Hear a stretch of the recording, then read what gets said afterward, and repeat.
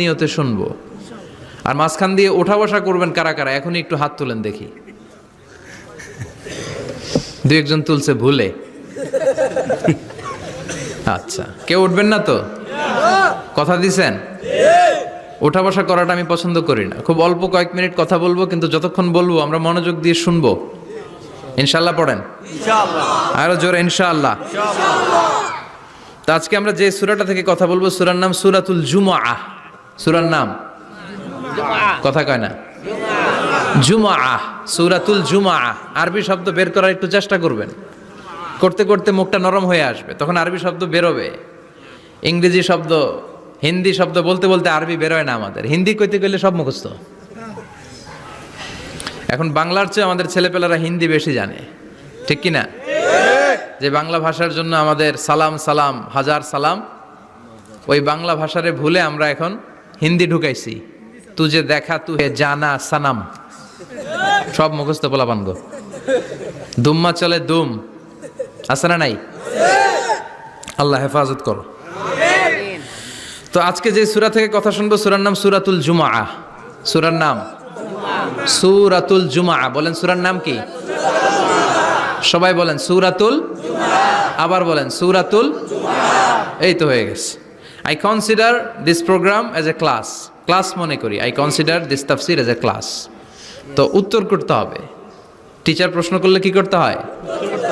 উত্তর করলে আমরা কিছু শিখে যেতে পারবো। ইমানের একটা চেতনা লাগবে। ঘুমায় পড়লে হবে না। ঘুমায় থাকে যারা, ওই শ্রোতাদেরকে আমি বক্তব্য শোনাই না। আমি বক্তব্য শোনাই যারা জেগে থাকে, যাদের ইমান জ্বলে ওঠে, ঠিক কি না? যে ইমান প্রয়োজনে জ্বলে ওঠে না, যে ইমান সত্য ন্যায়ের কথা বলে না, যে ইমান প্রয়োজনে জ্বলে ওঠে না, যে ইমান সত্য ন্যায়ের কথা বলে না, যে ইমান বাস্তবে নাই, যে ইমান অন্তরে নাই, মুখে শুধু ফাঁকা বলি, কি করে তারে বলো ইমানে বলি, কি করে তারে বলো ইমানে বলি, কি করে তারে বলো ইমানে বলি, ঠিক কি না? যে ইমান দিন কায়েমের আন্দোলনের ধার ধারে না, যে ইমান পোশাকধারী কোরআন হাদিস তাও পড়ে না, যে ইমান খাজার নামে মাজার গড়ে ফুলুস কামায়। আছে আছে রাজা মেহারে নাই? আছে। এগুলোর সাথে আমাদের কোনো সম্পর্ক না। কবরে পড়ে থাকা ব্যক্তির কাছে কিছু চাওয়া যাবে না, চাইতে হবে একজনের কাছে। তিনি কে? আল্লাহ। যে ইমান দিন কায়েমের আন্দোলনের ধার ধারে না, যে ইমান লেবাসধারী কোরআন হাদিস তাও পড়ে না, যে ইমান খাজার নামে মাজার গড়ে ফুলুস কামায়, যে ইমান শিরকিয়াতের আমল করে ভীত না হয়, যে ইমান বাস্তবে নাই, যে ইমান ময়দানে নাই, মুখে শুধু কথার কলি, কি করে তারে বলো ইমানে বলি, কি করে তারে বলো ইমানে বলি, কি করে তারে বলো ইমানে বলি, ঠিক কি না? এজন্য মুমিন জ্বলে উঠবে আপন শক্তিতে। এখন রবির হেরা কয় জ্বলে উঠুন আপন শক্তিতে। আপন শক্তিতে জ্বলে উঠবে ইমানদারেরা ইমানের তেজে। চিল্লায় বলেন ঠিক কিনা? সূরার নাম সবাই বলেন আরো জোরে, সূরাতুল জুমআহ। এটা মাদানী সূরা। কি সূরা? মাদানী সূরা। বিশ্বনবীর লাইফের দুইটা ইনিংস, একটা মাক্কি ইনিংস আর একটা মাদানী ইনিংস। মাক্কি ইনিংস 13 বছর। কয় বছর? মাদানী ইনিংস 10 বছর। কয় বছর? মনে থাকবে? এটা বিশ্বনবীর সেকেন্ড ইনিংসে নাজিল হয়েছে। সুবহানাল্লাহ কইবেন না? মাদানী ইনিংসে নাজিল হয়েছে এই সূরা, মাক্কি ইনিংসে নয়। বিশ্বনবীর মাক্কি জীবন আর মাদানী জীবনের কিছু পার্থক্য আছে। মাক্কি জীবনে বিশ্বনবী খুব নীরব ছিলেন, চুপিসারে তাওহীদের কথা বলতেন। মাক্কি জীবনে বিশ্বনবী সবচেয়ে বেশি ফোকাস দিয়েছেন তাওহীদের প্রতি। কিসের প্রতি? তাওহীদেরই মুর্শিদ আমার মোহাম্মদের নাম বলো, মোহাম্মদের নাম। আল্লাহর নাম জপলে বুঝতে পারি আল্লাহরই কালাম, বলো মোহাম্মদের নাম। ওই নামেরই রশি ধরে যাই আল্লাহর পথে, ওই নামেরই ভেলায় চড়ে ভাসি নূরের স্রোতে। ওই নামের বাতি জেলে দেখি আরশের মুকাম, বলো মোহাম্মদের নাম। তাওহীদেরই মুর্শিদ আমার মোহাম্মদের নাম, বলো মোহাম্মদের নাম। পড়েন আল্লাহু আকবার। মাক্কিনিংসের কর্মসূচি ছিল তাওহীদ, ছিল রিসালাত, ছিল আখিরাত। এগুলোর কথা বিশ্বনবী বুঝিয়েছেন। আর মাদানী ইনিংসে বিশ্বনবী সশস্ত্র সংগ্রাম করেছেন। ইসলাম শান্তিপূর্ণ ঠিক আছে, কিন্তু ইসলামের পিঠ যখন দেয়ালে লেগে যায় তখন ইসলামেরও সামনে বাড়ানোর দরকার আছে না নাই? যে ইমান প্রয়োজনে জ্বলে ওঠে না, জ্বলে উঠেছিলেন বিশ্বনবী আপন শক্তিতে, ঠিক কি না? তো এটা মাদানী ইনিংসের সূরা, এটা মাক্কি জীবনের সূরা নয়। আমরা এই সূরার আলোকে আজকে শোনার চেষ্টা করব যে জুমার দিনের, জুমার সালাতের এত গুরুত্ব কেন। বিশ্বনবী জুমার দিনকে বলেছেন ঈদের দিন। কিসের দিন? কথা বলেন। আমাদের দুইটা ঈদ আছে না? ঈদুল ফিতর, ঈদুল আজহা। এর পাশাপাশি জুমার দিনকেও বিশ্বনবী সাল্লাল্লাহু আলাইহি ওয়াসাল্লাম বলেছেন হাদা ইয়াউমুল ঈদ, হাদা ইয়াউমুন জাআলাহুল্লাহু লাকুম ঈদান। তাবারানির হাদিস। বিশ্বনবী বলেছেন এটা এমন দিন যে দিনটাকে আল্লাহ তাআলা তোমাদের জন্য ঈদের দিন হিসেবে ঘোষণা দিয়েছেন। পড়েন আলহামদুলিল্লাহ। আগামীকাল। দিনটা কবে? আগামীকাল। আল্লাহ তাআলার একটা বৈশিষ্ট্য হচ্ছে সুন্নাতুল্লাহি ফিত তাফদিল। এক এক জিনিসের উপর আল্লাহ এক এক জিনিসকে বৈশিষ্ট্যমণ্ডিত করেন, মর্যাদা দান করেন। ফাদ্দালা জামানান আলা জামান কামা ফাদ্দালা মাকানান আলা মাকান, ইনসানান আলা ইনসান। আল্লাহ ব্যক্তির উপর ব্যক্তিকে প্রাধান্য দেন, আল্লাহ সময়ের উপর সময়কে প্রাধান্য দেন, আল্লাহ স্থানের উপর স্থানকে প্রাধান্য দেন। এটা আল্লাহর সুন্নাত। এটা আল্লাহর কি? সুন্নাতুল্লাহি ফিত তাফদিল। ফাদ্দালা জামানান আলা জামান কামা ফাদ্দালা মাকানান আলা মাকান, ইনসানান আলা ইনসান। পৃথিবীর সব মানুষগুলো একরকম নয়, এক মর্যাদার নয়। আবার লক্ষাধিক নবী আল্লাহ দুনিয়ায় পাঠিয়েছেন। সব মর্যাদার, সব নবীর মর্যাদাগুলো কি সমান নাকি? সব নবীদের মধ্য থেকে বিশ্বনবীর মর্যাদা বাড়িয়ে দিয়েছে কে? আবার পৃথিবীতে শহরের শেষ নাই। হাজার হাজার শহর, হাজার হাজার লক্ষ লক্ষ শহরের মধ্য থেকে মক্কা শহরের মর্যাদা বাড়িয়ে দিয়েছে কে? আবার এই পৃথিবীতে অনেকগুলো সময় আছে, অনেকগুলো রাত্রি আছে, অনেকগুলো ক্ষণ আছে, অনেকগুলো মুহূর্ত আছে। একটা মুহূর্তের উপর আরেকটা মুহূর্তকে প্রাধান্য দিয়েছে কে? বলেন তো, পৃথিবীতে সবচাইতে 365 দিনের মধ্যে শ্রেষ্ঠ দিন কোনটা? জুমা। আরাফার দিন। কোন দিন? কথা বলেন। হজে যারা গিয়েছেন আরাফার দিন দেখেছেন না? ইজহার আর রেদা পরে আমরা লাব্বাইক আল্লাহুম্মা লাব্বাইক বলি। এটা সারা বছরের মধ্যে শ্রেষ্ঠ দিন। আল আরাফা আল হাজ্জু আরাফা। আরাফাটাই হজ। কেউ যদি আরাফার দিনে থাকতে পারে তার হজ হয়ে গেছে। আলহামদুলিল্লাহ কোন? আলহামদুলিল্লাহ। আর হজে সব করেছে, আরাফা করে নাই, হজ হবে না। কথা বলেন, হজ হবে না। তার মানে বছরের শ্রেষ্ঠ দিন আরাফার দিন। এদিন আল্লাহ এত সংখ্যক বান্দাকে একসাথে ক্ষমার ঘোষণা দেন, বছরের কোন দিন এত মানুষকে ক্ষমা করেন না। সুবহানাল্লাহ। আবার শয়তান ওই দিনে এতটা লাঞ্ছিত বোধ করে, এতটা অপমান বোধ করে, বছরের কোন দিন শয়তান এত অপমানিত হয় না। এজন্য বিশ্বনবী বলেছেন খায়রুদ দুআ দুআ ও আরাফা। সব চাইতে শ্রেষ্ঠ দোয়া আরাফার দিনের দোয়া। বিশ্বনবী বলেন আরাফার দিনে একটা দোয়া আমি করি, আমার আগে সব নবীরা এই দোয়াটা করতেন। দোয়াটা হলো লা ইলাহা ইল্লাল্লাহ ওয়াহদাহু লা শারীকা লাহ লাহুল মুলকু ওয়া লাহুল হামদু ওয়া হুয়া আলা কুল্লি শাইইন কাদির। সুবহানাল্লাহ পড়েন। সুবহানাল্লাহ। মুখস্থ আছে না দোয়াটা?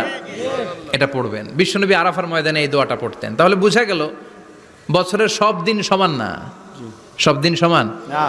বছরের সবচাইতে শ্রেষ্ঠ দিন হচ্ছে আরাফার দিন। কোন দিন? এবার বলেন বছরের সবচেয়ে শ্রেষ্ঠতম রাত কোনটা? কদরের রাত। ইন্না আনজালনাহু ফি লাইলাতুল কদর। ইন্নাহু ফি লাইলাতিল কদরি ওয়া মা আদরাকা মা লাইলাতুল কদর লাইলাতুল কদরি খায়রুম মিন আলফি শাহর। হাজার মাসের চেয়ে সেরা। ওই রাতে আবাদত করলে, হাজার মাস যাবত আবাদত করলে যেই সওয়াব, ওই পরিমাণ সওয়াব আমলনামায় তুলে দিবে কে? আল্লাহ। শ্রেষ্ঠ রাত, কদরের রাত।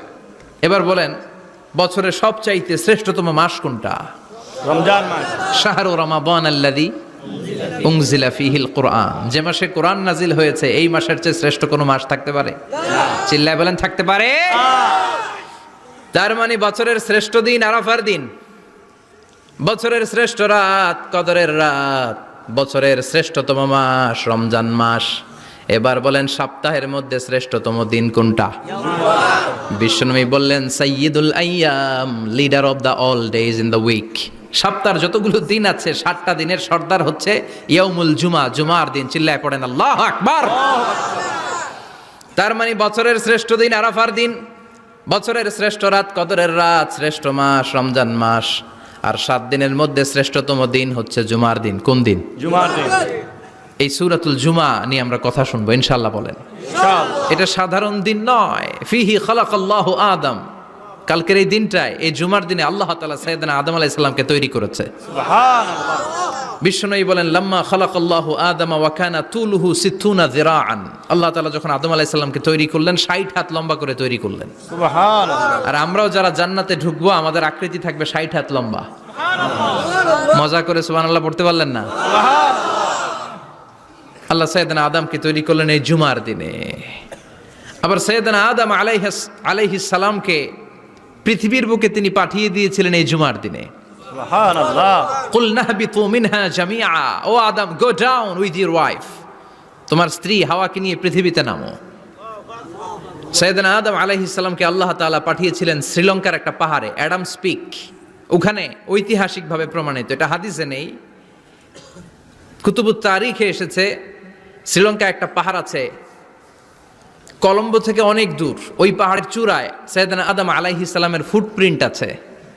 ফুটপ্রিন্ট মানে পায়ের ছাপ। সুবহানাল্লাহ পড়েন। সুবহানাল্লাহ। এটারে বলে ফিঙ্গারপ্রিন্ট। এটা কি বলে? পায়ের গুলারে ফিটপ্রিন্ট। একজনের আঙ্গুলের ছাপের সাথে একজনের আঙ্গুলের ছাপের মিল নাই। শুধু তাই না, আমার এই আঙ্গুলের সাথে এই আঙ্গুলের ছাপের কোনো মিল নাই। আয়াহসাবুল ইনসানু আল্লান নাজমা ইযামা বালা কাদিরিনা আলা আন নুসাউবিয়া বানানা। আল্লাহ বলেন, গোলাম, তুমি মনে করেছো তোমার হাড্ডি গুড্ডি পচে যাবে, তোমাকে আমি একত্রিত করে আবার বানাতে পারবো না? বানানো তো অনেক দূরের কথা, আমি তো তোমার আঙ্গুলের ছাপগুলো সংরক্ষণ করে রেখেছি। চিল্লায় পড়েন আল্লাহু আকবার। 1880 সালে স্যার ফ্রান্সিস গাল্টন নামে একজন বিজ্ঞানী, তিনি আবিষ্কার করেছেন যে আমাদের আঙ্গুলের ছাপগুলো আলাদা, ফিঙ্গারপ্রিন্ট আলাদা। এই 10টা আঙ্গুলের একটার সাথে আরেকটার কোনো মিল নাই। এই পৃথিবীতে যদি 600 কোটি মানুষ হয়, তাহলে 6000 কোটি আঙ্গুল, একটা আঙ্গুলের সাথে আরেকটা আঙ্গুলের ছাপের মিল আছে? যারা সিগনেচার দিতে পারে না, এরা কি দেয়? টিপসই দেয়।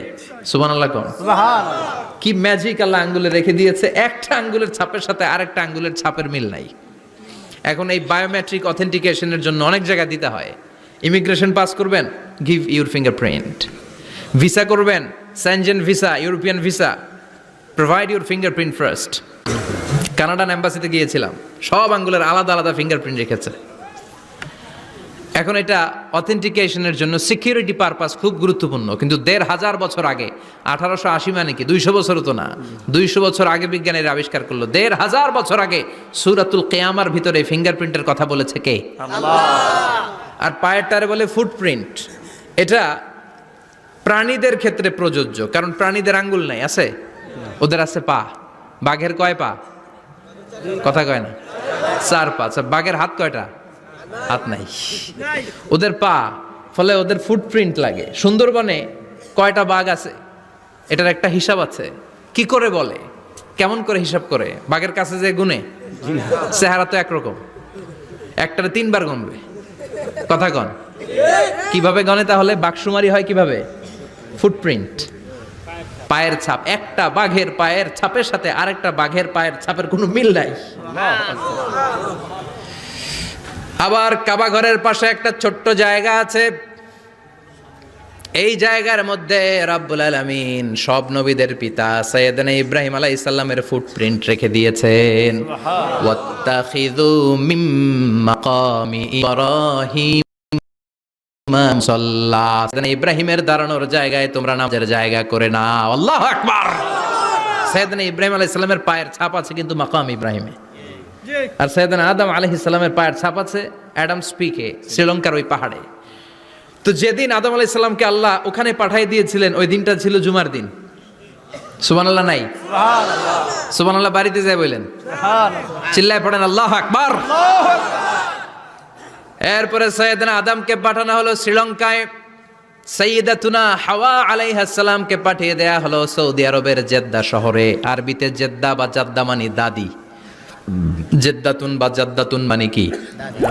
দাদি। হাওয়া আলাইহিস সালাম আমাদের সবার দাদি, ঠিক কিনা? ওনার নামে এই শহরের নাম। বছরের পর বছর সাইয়েদনা আদম আলাইহিস সালাম এবং হাওয়া আলাইহিস সালাম আল্লাহর কাছে ক্ষমা চাইলেন, আল্লাহ ভুল করে নিষিদ্ধ গাছের ফল খেয়েছি, তুমি মাফ করে দাও। আল্লাহ বললেন, আদম কয়েকটা কালিমা শিখিয়ে দেব, এই কালিমাগুলো পড়ে আমার কাছে দোয়া করো, আমি কবুল করে নিব। আল্লাহু আকবার।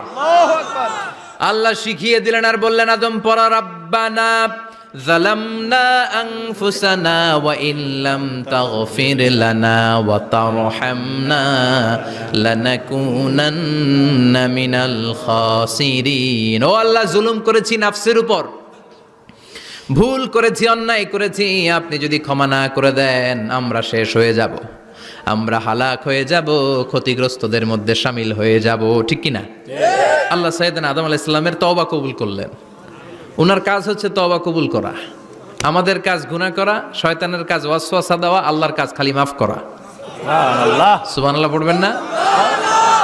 তাকাব্বালাল্লাহু তাওবাতা আদম ফি ইয়াউমিল